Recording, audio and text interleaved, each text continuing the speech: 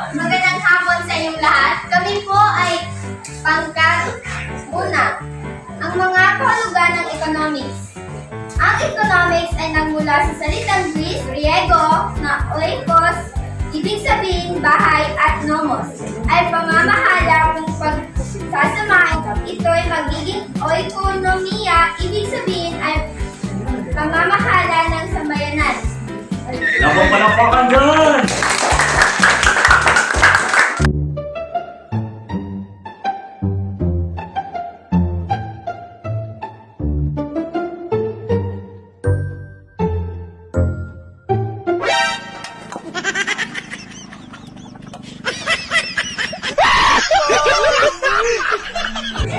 Pangalawang gobyerno. Ang economics ay pag-aaral kung paano tutugunan ang walang katapusang kagustuhan at pangangailangan ng tao sa pinakamahusay na paggamit ng pinagkukuha ng yaman. Panandalian naming puputulin ang aming programa para sa isang komersyal. Wala ba kayong notebook? Bumili na kayo ng Carnival notebook. Sulit pa at tipid pa.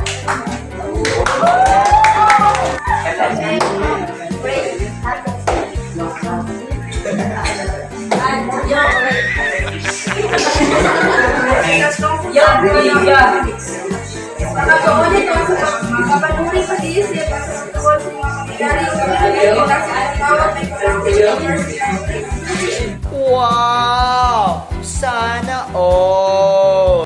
Ngayon ay maglalaro na kami ulit. Ito. Hooray!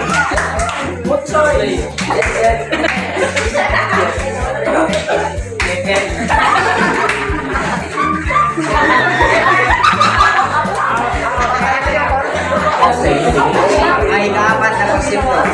Sinisikap nito ang mapanakang ang kakayahan ng tao sa pagbuo ng matalinong desisyon.